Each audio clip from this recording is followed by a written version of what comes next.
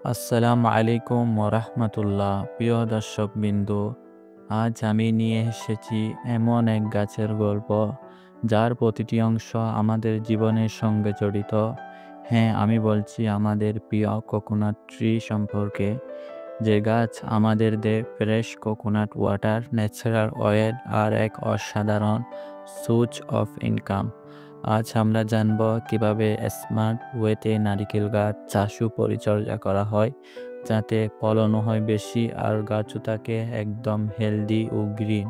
প্রায় কয়েক মাস আগে আমি এই নারিকেল চারাগুলো রোপণ করেছিলাম, কিন্তু অযত্ন আর চারার আশপাশে জন্মানো আগাছা এর কারণে তেমন গ্রোথ করতে পারেনি।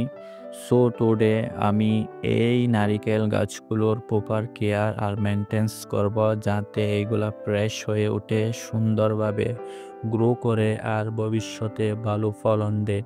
তবে দুর্ভাগ্যবশত আজ আমি আপনাদেরকে দেখাতে পারছি না কিভাবে নারিকেল গাছ রোপণ করতে হয়, কারণ আমি আগে এই নারিকেল গাছগুলো রোপণ করে ফেলছি। সো গাইস, এই অংশটা আমি স্কিপ করছি, তবে চিন্তা নেই, আমি এখন দেখাবো কিভাবে আমি এইগুলো কেয়ার করছি যাতে গাছগুলো আরও হেলদি বেটার রেজাল্ট দেয়। আপনারা দেখতে পাচ্ছেন দীর্ঘদিন অযত্নে থাকার কারণে গাছগুলোর চারপাশে অনেক আগাছা জন্মে গেছে, আর এই আগাছাগুলো গাছের গ্রোথের জন্য একদমই ভালো নয়, কারণ এইগুলো গাছের নিউট্রিয়েন্টস আর ওয়াটার কেটে নেয়। সো ফার্স্ট স্টেপ, আমাদের এই আগাছাগুলো পরিষ্কার করতে হবে, কারণ হেলদি গ্রোথ শুরু হয় ক্লিন সয়েল থেকে। আগাছা পরিষ্কারের পরের ধাপ হলো নারিকেল গাছ ছাঁটা। দেখো, গাছের নিচে পুরানো বা শুকনো পাতা গাছের গ্রোথ বাধা দিতে পারে, তাই এই অংশটুকু কেটে দিতে হবে।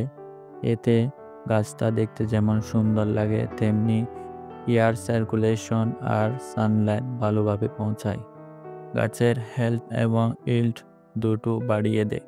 সো গাইস, ছাঁটা শুধু সৌন্দর্যের জন্য নয়, এটা একেবারে এসেনশিয়াল স্টেপ যে কোনো হেলদি কোকোনাট ট্রির জন্য।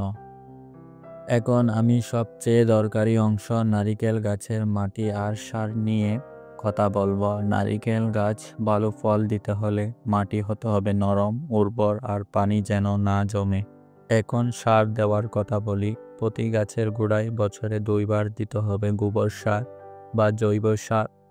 সার দেওয়ার পর ভালোভাবে পানি দিতে হবে যাতে সারটা মাটির সঙ্গে মিশে যায়।